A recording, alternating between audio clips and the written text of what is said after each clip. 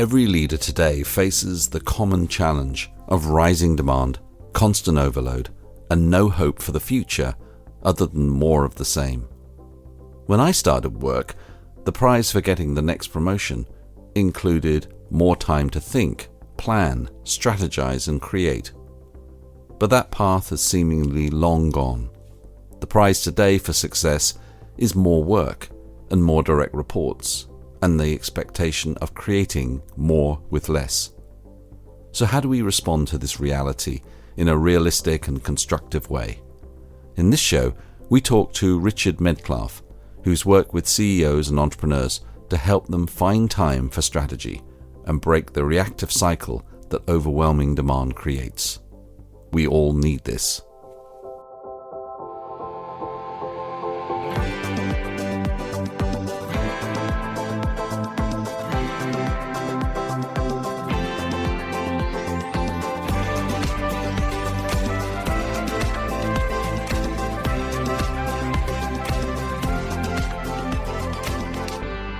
Hi, friends. Welcome to the Evolving Leader Podcast. I'm Scott Allender. And I'm John Gomes.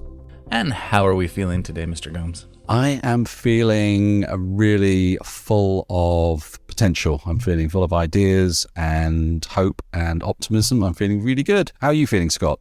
I'm feeling refreshed. Just got back from my first ever cruise. My wife and I did a cruise around Key West in the Bahamas, and we weren't sure if we were cruise people, but after 4 nights at sea, I think it's safe to say we're cruise people now. So, well, it's good to feeling hear. good about that, and feeling super excited to be here with you as always, and to have our guest today. Today we are joined by Richard Medcalf. Richard is the founder of X Quadrant and a trusted advisor of CEOs and entrepreneurs and their leadership teams. He's advised business owners and C-level executives for over 25 years. After earning a master's degree at Oxford University, Richard joined a premier strategy consultancy where he rose to become the youngest ever partner.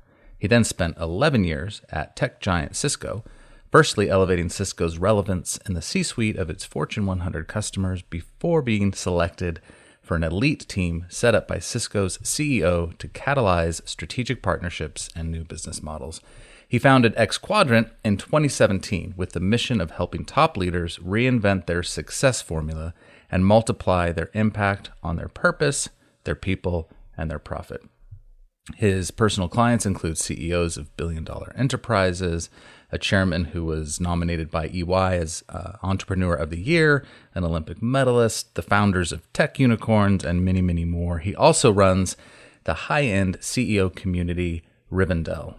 Richard is binational, English and French, and lives near Paris. He's a licensed lay minister of the Anglican Church and has an insatiable love for spicy food and the electric guitar. We should hang out sometime, Richard. He came to our attention with his new book, Making Time for Strategy, which has recently hit the bookshelves. Richard, welcome to the Evolving Leader, and what is your favorite spicy food?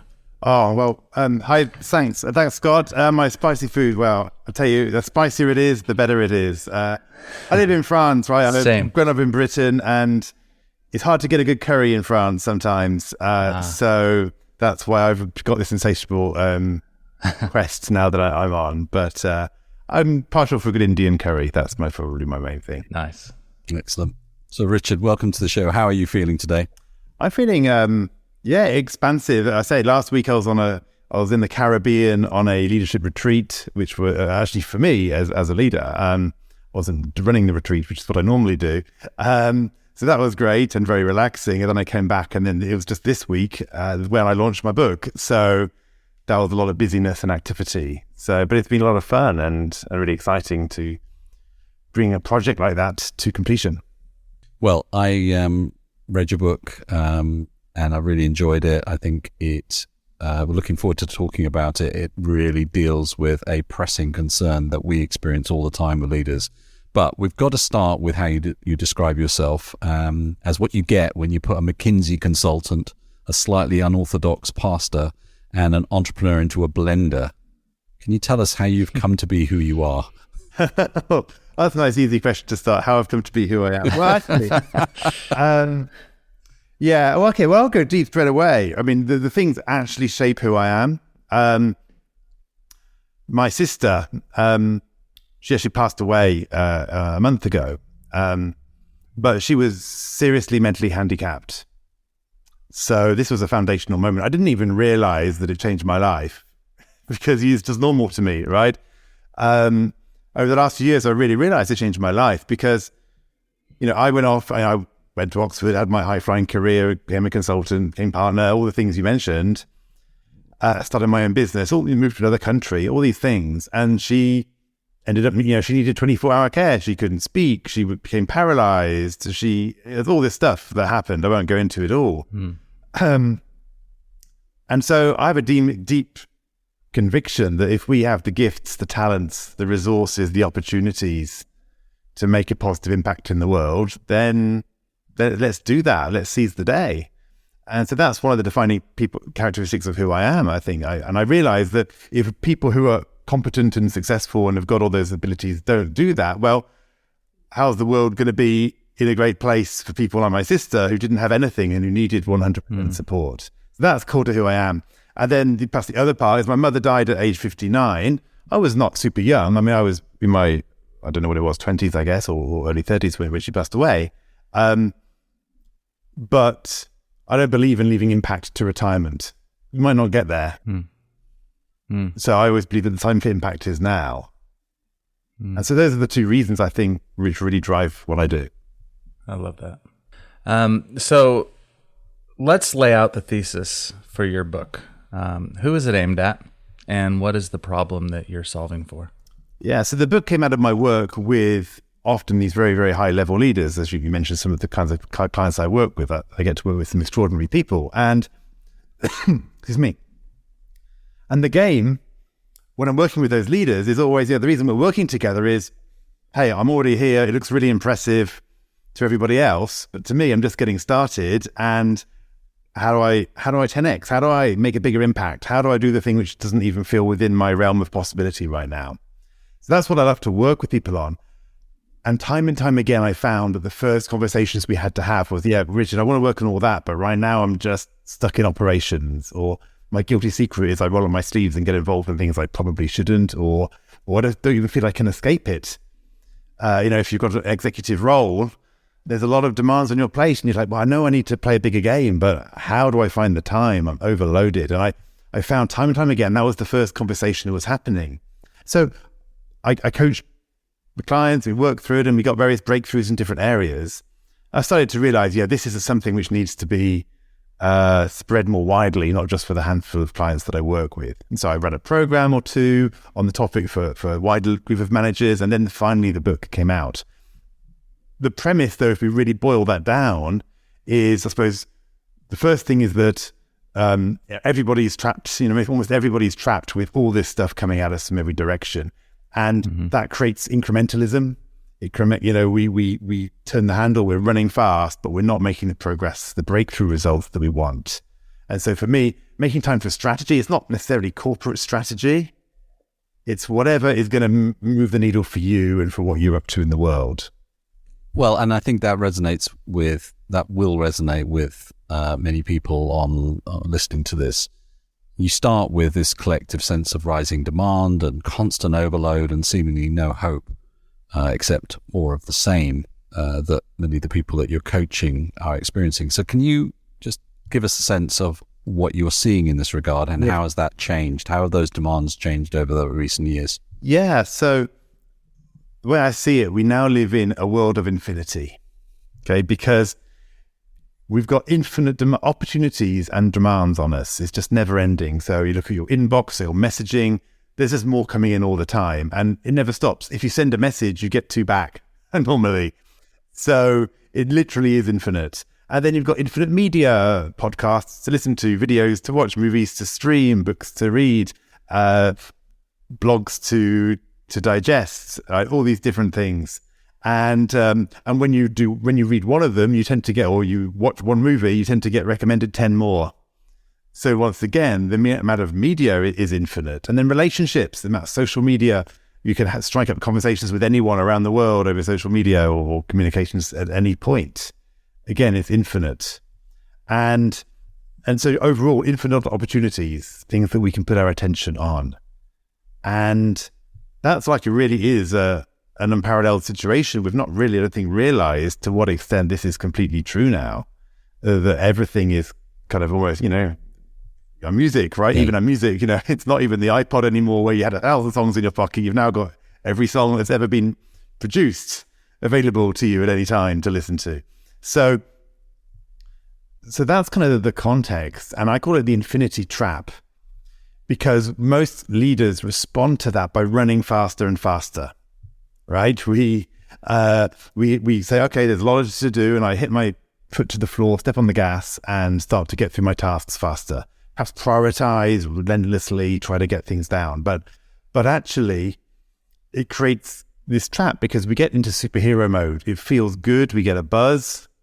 We're getting the dopamine hits of ticking off task after task. We're adding value in all sorts of different ways. Or at least we feel that's what we're doing. Sometimes it's not necessarily as much value as we want. We're doing emails, but we're getting things done. And yet we're starting to get this tunnel vision. I like to remind people of, you might have seen it, this video on YouTube where you've got the basketball team and you have to count how many times they pass the ball between each other. You count and it's like 17 times. And they say the answer is 17 and you're very proud of yourself. And then the guy asks you, did you see the gorilla? And there's a guy in a gorilla suit that walks right through the scene. And I didn't notice it when I was so busy counting the ball. Most people don't notice it. And the point is that we get this tunnel vision because we're so focused on all the operational things we've got to do, all the balls we're juggling, these opportunities that are so close that we don't see. And those are often the breakthrough opportunities. There are questions, if we just asked ourselves that, we'd see the world in a new way, we'd shift our focus. And so I think what happens is that the faster we're moving, the less we actually notice these breakthroughs.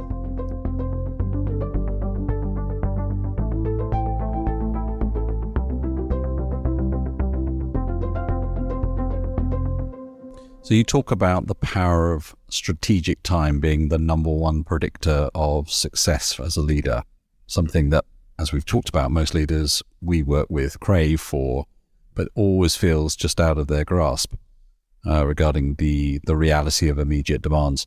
So how do they rethink this? How do they create that positive flywheel effect that you describe?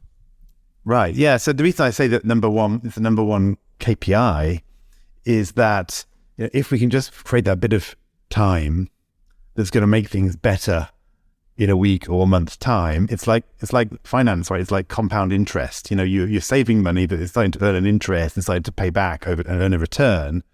Whereas if we just spend all our money every week, we have nothing in the bank, right? But if we save a bit, it's going to compound and grow exponentially.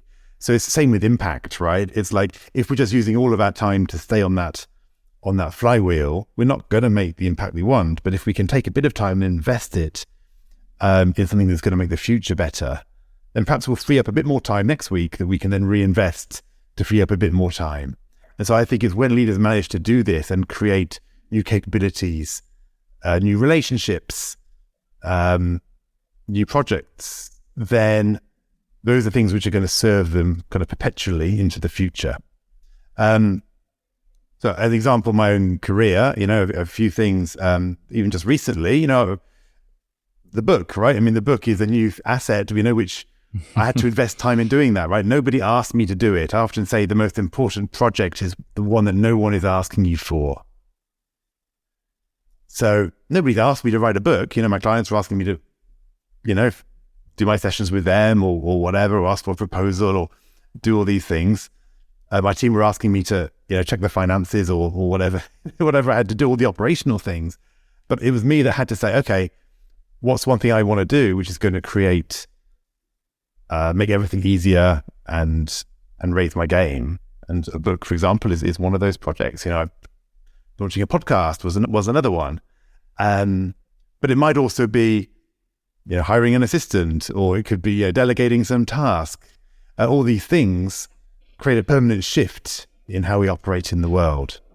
So I suppose the first you asked me about how I'd start to shift that. I mean, there's various ways, but I think the first understanding is you've got to say, what is it that if I could spend time on that would be a game changer, right? So often people will say, I can't free myself up from all this stuff around me. I can't free myself up from everything. I'm trying. Well, no wonder. It's the infinity. It's infinity. You can't do it. But as I say in the book, one of my clients, his wife went into hospital and he became a delegation master overnight because he realized what was important. So for leaders, as you said, John, who feel find it hard to free this time up, I would say get really clear on what you'd want to use that time for. What are the questions you want to ask yourself? What are the projects you want to work on? And really make sure those are game changers. And then I think once you realize what those high priority things are, it becomes a lot easier to start to say no. But often we wait and we want to clear the space first, and then we'll have some time to think, and then we'll think about what we want to think about. Well, I'd say take 3 minutes. This is really practical. I do it all the time with clients. They're blown away. Take 3 minutes, put a timer on, just start writing down questions that you might like to get to and start to think about if you had time. I tell you, after 3 minutes, normally I come back and I come off mute and I say to my clients, okay, you ready to move forward? And they're like, no, go away, Richard. I'm in flow. I'm writing, and I go normally give another 3 minutes. So just take 3 minutes and just start to write down, like, if you had some time, what would you want to be working on? And believe me, your level of thinking will rise. The way you're framing up the case for this, because John and I focus on this topic of time for leaders a lot, but you're connecting it very deeply to the impact we want to create, and which goes back to even your personal story you shared at the beginning, right? You don't save and push these things off for retirement. It may not come, or you don't push things off in your day-to-day for some future time when, ideally all of the emails stop and all of the distractions stop, because that's never going to happen. So let's turn, if we can, to your solutions.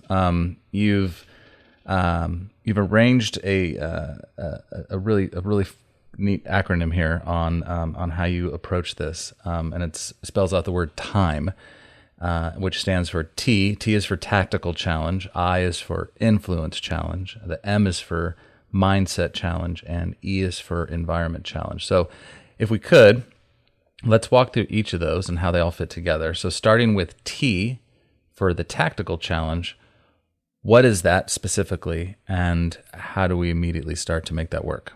Right. So I'm going to answer your question, and I'm also going to say you don't always have to do it in order. Okay, it's quite important. In fact, I wrote the book. I make it like one of these choose your own adventure books, right? Where you can literally go to the right section for you, because when you're busy, you don't want to work on things which are not the limiting factor. I mean, you want to directly get to the one thing. And so what I've found in clients is that of these 4 areas, one might be the place you need to start. So you can work through it sequentially, and it works like that. But sometimes it's worth saying, what's the one thing that's really holding me back in this area? So we'll go through them, obviously, right, in sequence. It makes sense. But it's worth realizing that you can just dive in and figure out what's the most valuable for you at any one time. So let's talk about tactics. So the tactical challenge, you say, often it gets actually overrated in some ways, because people try to solve infinity with productivity and it doesn't work, right? So when we talk about tactics, we're often thinking about, workflows and how we manage our calendar and our email and our tasks and those kind of things, and have a system that actually allows us not to waste time on the details, allows us to get through what we have to get through quite fast. So that's definitely part of the tactical challenge.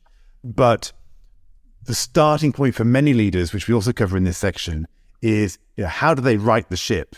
It's like, imagine you're a business and you're losing money, or you're not making any money, right? You need to take some bold corrective actions to get back into profitability. And so if you don't really have any strategic time, for me, strategic time, you can look at it as your profitability, your personal profitability, right?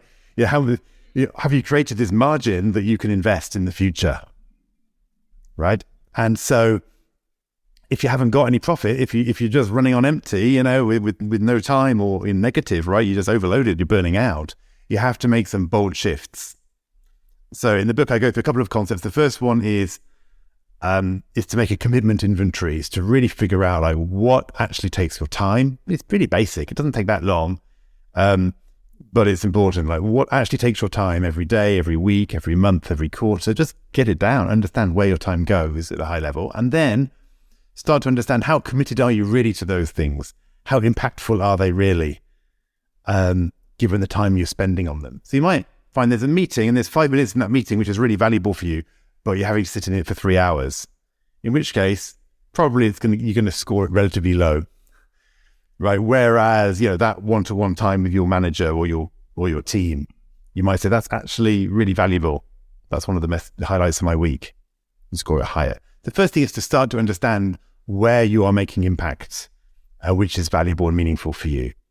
And then once you have that, I take people through a process. It's a 5-step process to actually look at how do we practically eliminate or reduce or whatever we need to do, delegate some of those lower value tasks so that we free ourselves up in a meaningful way. So I need to stop there perhaps. I think there's these two parts to the tactical challenge. There's the general workflow part, blocking and tackling. How do we do our emails? Or are we forever scanning our emails, trying to find something to respond to? Or do we have a process where we know we don't have to keep dipping in all the time? And then there's this more of this project that you want to run with yourself to free up time and to get rid of all those things that are clogging up your diary and your attention. This might be covered in one of the other strategies, so I might be jumping ahead, and if I am, then just stop me and we'll wait till we get there. But how, in your experience in working with leaders in doing this inventory, how challenging is it for them to get honest about the time wasters versus the things that really add value? Because I imagine most people aren't thinking they're wasting their time, right? They're busy because they think everything they're doing has equal importance. Yeah, it's a good question. People do come at it in different ways. One thing I try to say is calibrate your answers. So if you're scoring everything as a 9 out of 10 or everything as a 3 out of 10, you might want to start to kind of expand the range on that. So in fact, one thing I always say is really make sure you can spot the bottom 20% of your time. So what is the bottom day, out of every week, what's the one day that you're spending on the least valuable things? Because we've all got the least valuable by definition. There's always going to be something which is the least valuable. And then, and as I say, if you really can't figure out what your least valuable 20% is, pass your diary or calendar to your colleagues and ask them to identify it for you. Most people don't want to go there because they know when they do that, their colleagues are going to put their fingers right on those spots. Mm-hmm. Yeah, that's a good suggestion. Host intervention. Yeah, it's I think it's a great point. It does require a little bit of honesty. And again, this might be an iterative process, right? You might not solve everything in one go, but I think actually deep down, if we just go, what are the things where I'm not in that zone of it's my unique contribution, where I'm really playing at my highest level. And I think most people do have a sense of where they're getting distracted and sidetracked. Okay, so Richard, the tactical move doesn't operate in isolation for the leader. So does it solve the problem, or do they need to be thinking wider than this? Yeah, so that plan that I just described, it's really important to get you clear on what needs to happen, right? But then there is actually implementing that plan. And that's probably where we move to the second part in the acronym, influence. Because what I see often people get blocked is they know what they need to get rid of, but they can't do it, or they feel they can't do it. They feel they're not allowed to do it. They feel their boss won't let them not come to the boring weekly all-hands call that doesn't add any value to them. Or they feel that their colleagues are dumping stuff on them that's not valuable and they don't know how to get out of it. Or they feel that their team is bringing them low-level problems which the team should be solving. For some reason, they're not, and they're being brought up to the manager.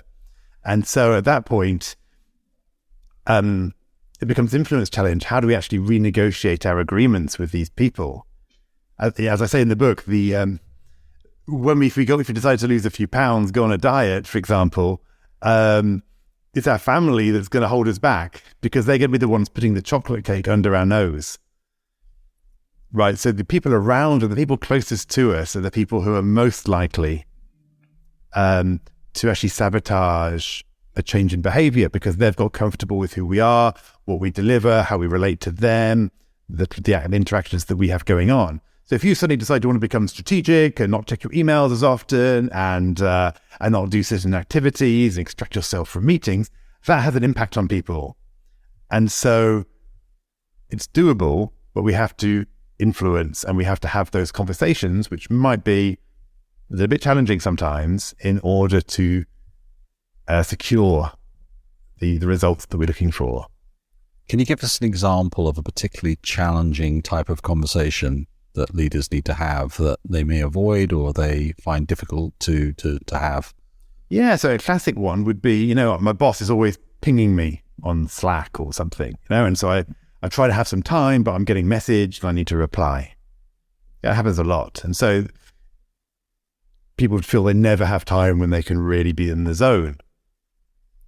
Well, in that case, there's a conversation to be had with your manager, with your boss. Say, look, you've given me some really important projects to do that are going to be significant. Right? I'm noticing that I'm not able to dedicate the thinking time needed to really focus and drive these forwards.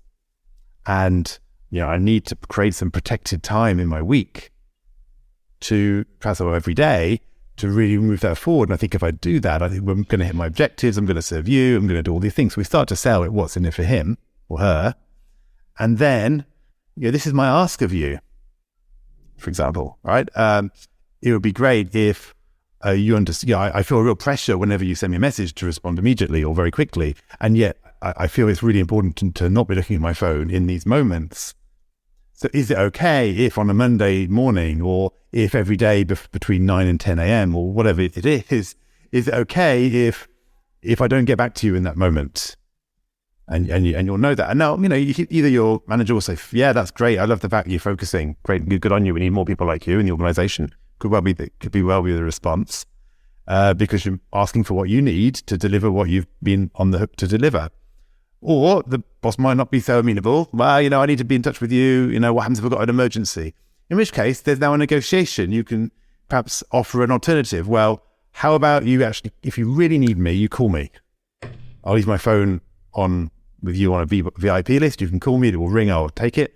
But if it's just a message that you need to get, it's not quite so urgent, it's just going to pile up and I'll get to it later. So you can start to have a creative conversation with your manager around that. And if really pushing back, you say, well, look, how would you recommend that I carve out time to focus? And then that might make him think, oh, okay, I need to, perhaps I do need to flex a little bit. So that's just one example. But you can see how if you don't have that conversation, if you try to do your strategic thinking on the sly, almost kind of like without anybody knowing about it, you're actually going to be butting into the expectations that haven't changed. Well, I focused in immediately. So speaking of focus, I went right to mindset when I saw your acronym, because it's something of particular importance. In fact, John, I don't know if you know, but has recently released a book all about mindsets called Leading in a Non-Linear World. So we're very, very interested in this. So from your perspective... Thanks for that advert there, Scott. I like to work those in for you. You can pay me later. From your perspective, Richard, what are the specific mindset blocks? And I think we've hovered around some of those and what you've been saying already, but what specifically in mindset is of particular importance in making this work? Yeah, you're right. Mindset is one of the key ones. I mean, part of me almost wanted to start the book with mindset, although it wouldn't fit the acronym, right? So, but also actually people did say often readers like to get straight into the tactical stuff, right, and get going. But I do think mindset is a key shift. So let me give you an example. Right? I was working with one client. He was a C-suite of a really large multinational tech company. And he'd been charged with delivering, as he onboarded, some really transformational projects. So fantastic. And I was working with him. He was onboarding. It was all going really well. And then one day he comes and says, Richard, I need a tip from you about email. And I'm like, okay, you're paying me far too much money to get, if you want a tip, go and Google a tip. But what's really going on for you? And so he said, well, I'm stuck in my inbox. I'm not getting to these high-valued projects that we've been talking about. I'm not spending enough time on them. So I said, okay, well, why are you doing that? He says, well, I don't want to be the unreliable, untrustworthy person. I don't want to be not a team player. I am a team player. I want to be a team player. I don't want to be that guy who everyone's always waiting for. And so I was like, okay, so I can't help you. What do you mean I can't help you? Well, I'm not going to tell you to be unreliable, untrustworthy, and a bad team player, right? But tell me this. If your CEO is in the room, what would he be wanting you to do? Oh, yeah, do these transformational projects. That would be amazing. What about your investors? Oh, well, yeah, it makes a really big difference to the bottom line. They want me to do these big projects. Yeah, what about your team? Oh, yeah, it's going to transform the way they're working. They're so fed up of the archaic systems we're using. Great. And what about the customers? Well, they wouldn't really know. It's an internal project, but actually will free up our team for massive, much more time for customers. So, yeah, I guess they would actually want me to do that as well. So I got laughed and said, okay, so basically you're getting paid the big bucks, right? Everyone's telling you to do these transformational projects. That's what they really want. That's why you're getting paid the big bucks. So I put it to you that when you're in your inbox, you're actually being untrustworthy, unreliable, and not a team player. And in that moment, everything shifted for him. The identity shifted. It's like, oh yeah, I'm playing the wrong game here. Like, who am I actually responsible to?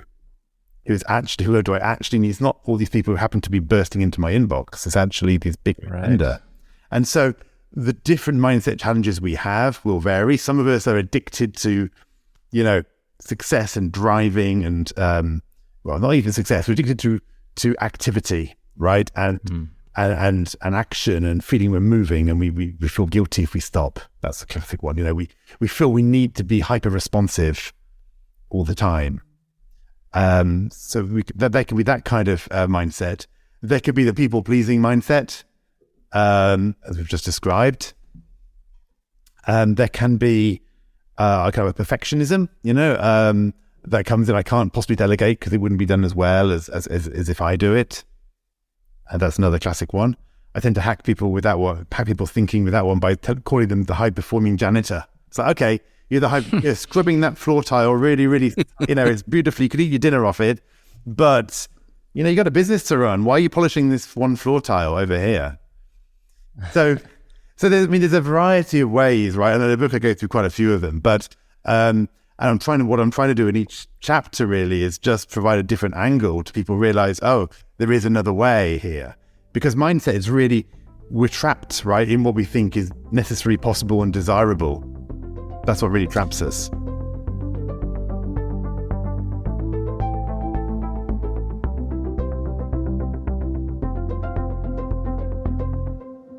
So when you talk to leaders about the need to shift their mindset, Scott and I have explored this topic extensively with loads of people in terms of trying to get different perspectives on it.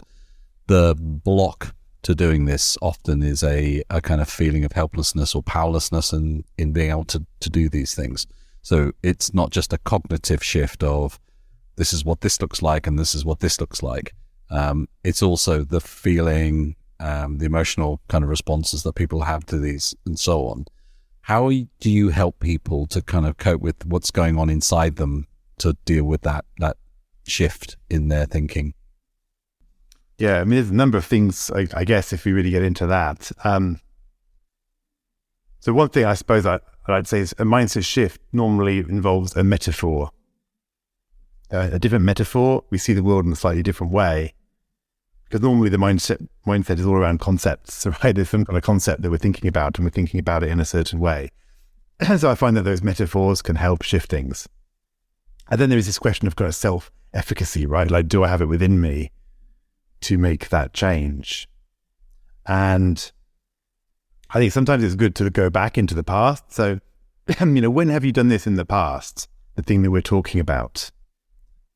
So, for example, somebody gave me a taste of my own medicine when I was feeling overwhelmed around too much on my plate and thinking, I keep talking about slowing down to speed up. I believe that, but then I think, well, actually, do I really believe it? Does it actually work? Like, will I actually be more successful if I slow down?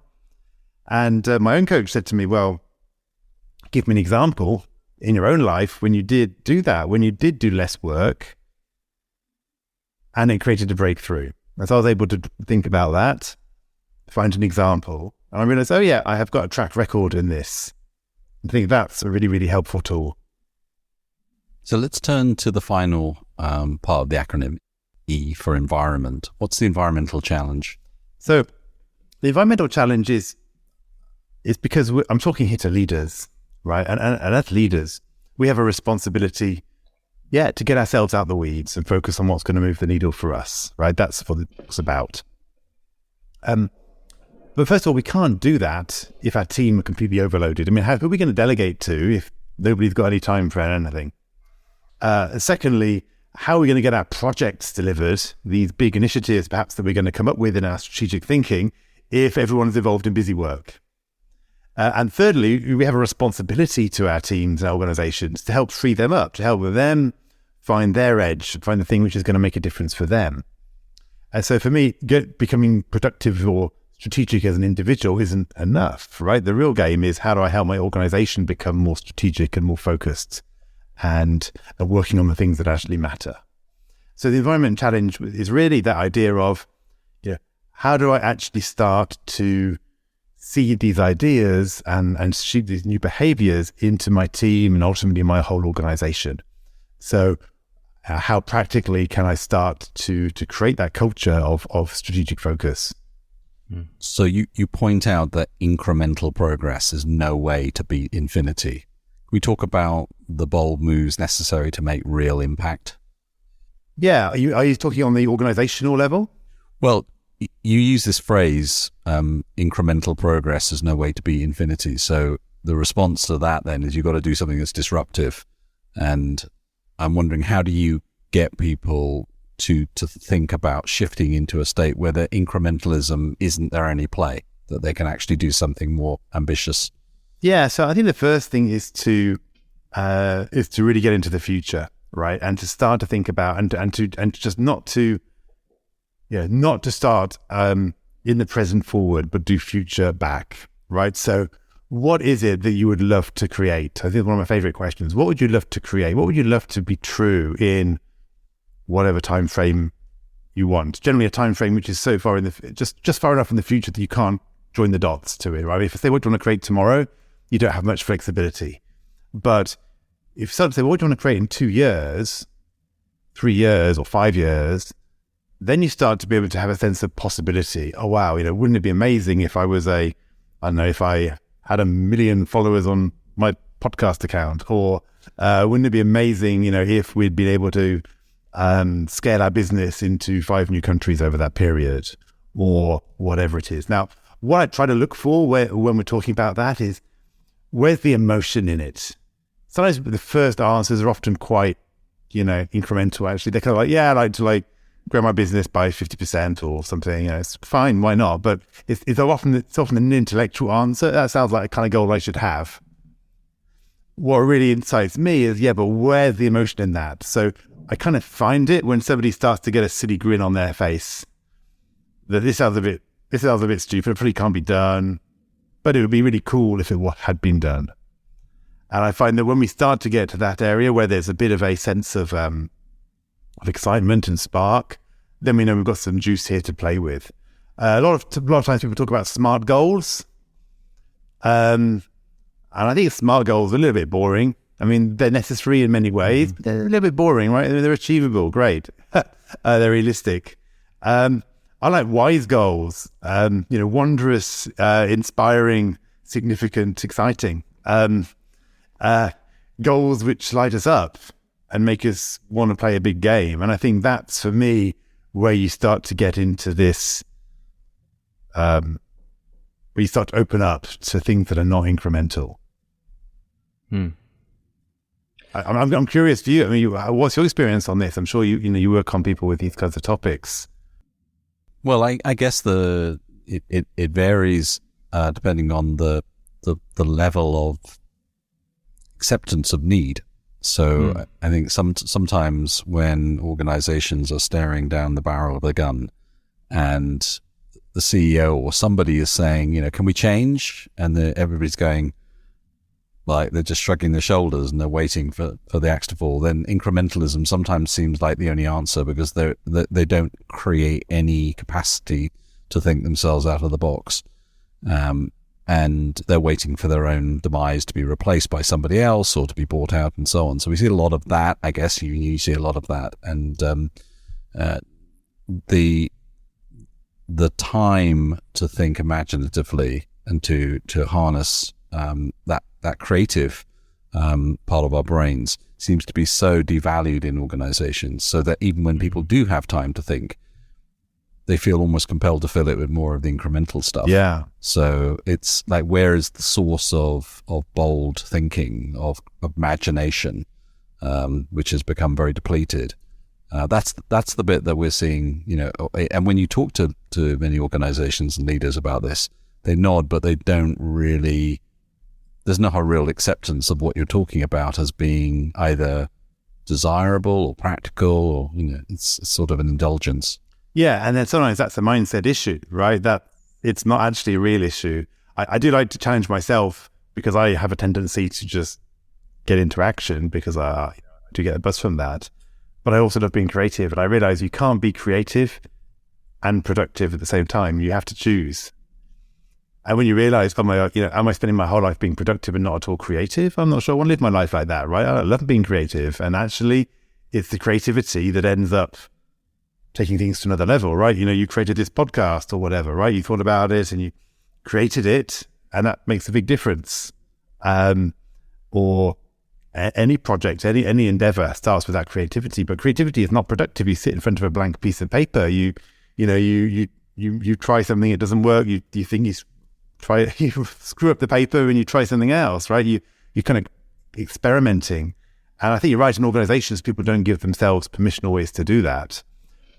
A quick way that can be interesting to kind of embolden people's thinking is when there's a problem or an issue or something they're trying to solve, they're trying to generate ideas. Or say, well, what would be the fastest way to achieve that? Or what would be the fastest answer?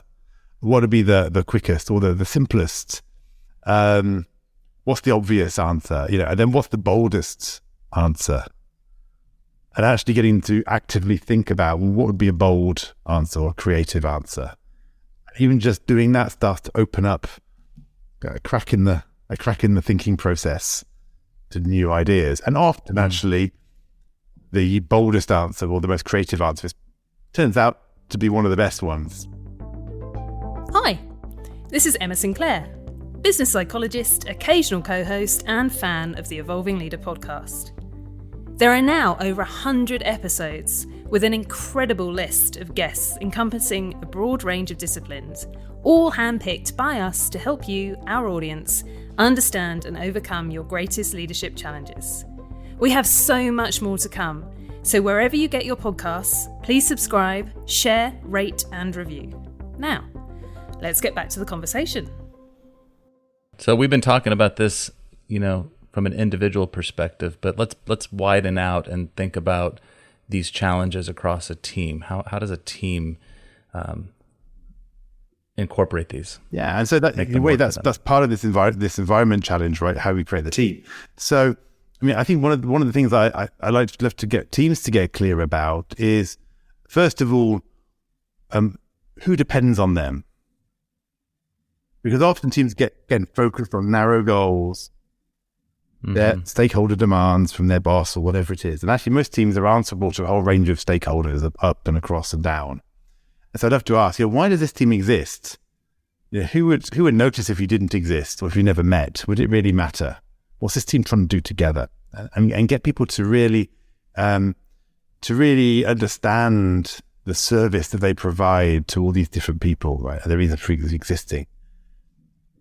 And then, once we've kind of got that, I call it the commission, understood what's coming from outside, the question is, well, what would you love to create, given all those conflicting tensions, probably the things people want from you?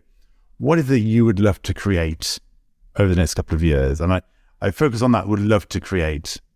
Again, trying to tap into that emotion. So I think once they start to come up with ideas, and they'll start to spark off each other, and you'll start to get that sense of excitement, then again, you're normally starting to find some interesting topics. Find that if people are not thinking disruptively enough, you can start to say, well, what's going to change for those stakeholders around you in the next couple of years? what's going to be different in their world, and therefore how are they going to need something different from your team or your company or whatever it is, right? Your products that you're offering. And so what you try to do there is get people to already be in the future thinking about what's coming down the road. So it's the old adage of skating to where the puck is coming in ice hockey. So I think making that shift is quite important to start to get to something which is more than just, we've got to hit this quarter's goals and so forth. So again, I love to say that, as I mentioned before, the key project is the thing that no one's asking for. The most strategic thing is the thing no one's asking for. So as a team, what's the thing that no one's asking us for? But if we deliver that, it would be amazing. And that starts to create a dynamic within the team, which I think is really positive and helpful.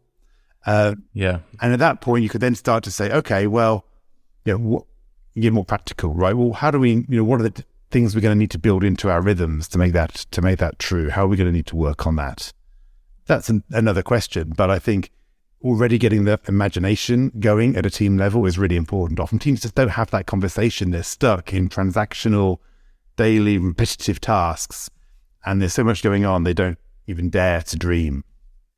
Yeah, I see that too. I work with teams and push them to do stakeholder audits. Who depends on you for their success? What do they depend on you for? And how would they value or rate, what you're delivering? And to your point, what are the challenges they're facing? How is the world evolving for them? How does that inform what you're going to do? And really push them to go have those conversations, to move it out of the academic sort of thought exercise and say, you need to be sitting down with your stakeholders and having these conversations. Yeah. So I love everything you're saying. Yeah, I think it's a great example. Often we don't do that, right? Teams are often working on the tasks. They're not thinking about who they're being as they deliver these or what the bigger game is. And I think even stopping for a few minutes to think about that is important. I think tactically it can be quite difficult. So you need to really create a special slot to do that. It's really hard to tack it onto the end of your weekly team meeting, right? Because it's such a different time frame that you're acting in. So you have to kind of carve time out as a leader. It's not so hard to do, but you need to have a slot which is specifically for those kind of topics. Richard, I would thoroughly recommend our listeners that they get a copy of the book because it's very good, it's very clear, it's very actionable. But I want you to inspire us for the weekend ahead to think about, like, if I could grab 10 minutes to think about myself and how I could start myself on the journey of adopting some of these ideas, what could I do when I get some time to myself? And I'd also urge you to think about it not just as the kind of mature leader or manager in an organization, but somebody at the start of their career. They could start to get some of these thoughts into their head so that they don't wait. They start modeling it right from the beginning of their careers. Yeah, it's a great question. So first thing is I would just start to realize that you're an extraordinary person, whoever you are, and you've got plenty more capability in you, right? And there's much more you can do. And sometimes we forget that in ourselves, right? And sometimes we just we've been hit by a few things and we're like, okay, we're just in the day to day, right? Like, it's unimaginable, I think, what all of us can achieve. And probably, if you look back at where you were 10 years ago compared with where you are now, there's been a huge change. And if we want to play this game of an exponential life, well, just think what could happen in the next few years. So I think the future does not have to be a linear extension of the past. Often we feel it's that way it is. So with that mindset of just like what could be possible, really practically, I'd just say, okay, well, if I want to make some changes in my current world, I mean, there's a time for dreaming about what's going to happen in 25 years and 10 years, all that stuff. I love all that stuff. But if you want to make some major changes right now, I'd just start to say, well, what are the things that if I were to work on those, what are the investments I can make on my time, big and small, that are going to create a better future? So what can I do in the next couple of weeks that will put me in a better position in the next 2 or 3 months? When at the start of my consulting career, I built templates in Excel to improve the speed at which I did business plans. It was a game changer. It took me a couple of weeks to build it, but I suddenly could do beautiful business plans which had no errors and were beautifully designed and were super flexible in half a day where the rest of my colleagues were taking 5. So when you find these little things, capabilities that you want to build, tools and processes that you want to scale, tasks that you can simplify to free up time, new relationships that you want to build. You don't need many of these. I'd brainstorm a few. I'd probably literally write, if I had a few minutes, I'd write down a list of what are the areas of my life where I'm wasting time on recurring tasks that are not adding value. One of the people I work with, he was spending 30% of his work week doing some key finance processes that he was responsible for. I pointed out to him, that's never going to make you CFO. They're really important, payroll and commissions. They're never going to make you CFO. So, and he didn't think he could give them to his team. He didn't trust his team. He didn't believe his team could do it.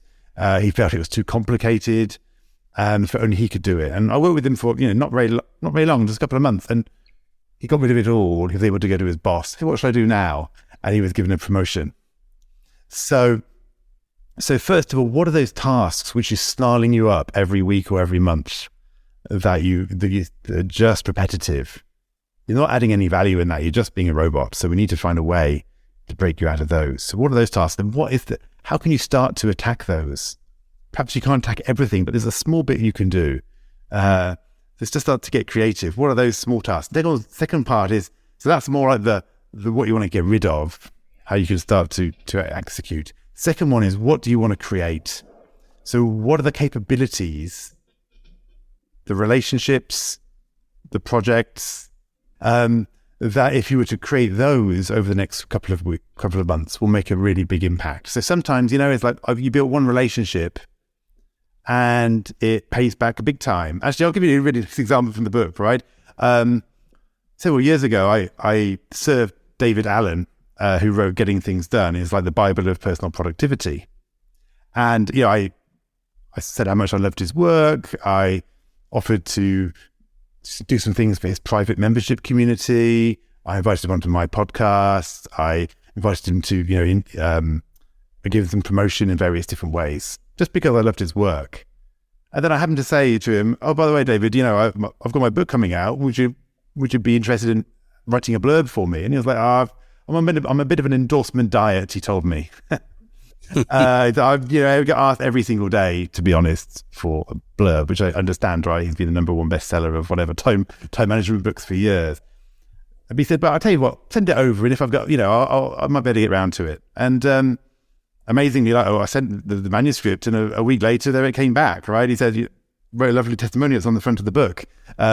Says that the busier and better you are, the better this book could get you to be. I mean, blew me away. Fantastic, right? So that's an example of, at least for me, of a breakthrough relationship, right? I wasn't doing it to get the testimony. I was doing it because I admired his work and wanted to serve him and build a relationship. But then down the track, a couple of years down the track, it resulted in a breakthrough moment for me where I've got somebody super credible to endorse my first book. So relationships and capabilities, I think, are great things to think about. And let yourself dream a bit. So it's a long answer, but 2 parts, right? The first part is that what I call the via negativa. Like, what do you need to get rid of out of your life? What are the things that are slowing you down and are actually blocking you, taking all the space and time? And the second part is, what do you want to create in terms of projects, capabilities, creativity? Often it's creative projects, a piece of thought leadership, a book, I don't know, a new project, a new piece of software, whatever it is. What's your creativity project? And what's the relationship that you want to build? Brilliant. Well, Scott and I will compare notes on Monday to figure out what we're going to do as a result of answering those questions. Yeah. Well, Richard, thank you for making time for us today and for your actionable insights. It's been a pleasure. And for our listeners, remember, until next time, the world is evolving. Are you?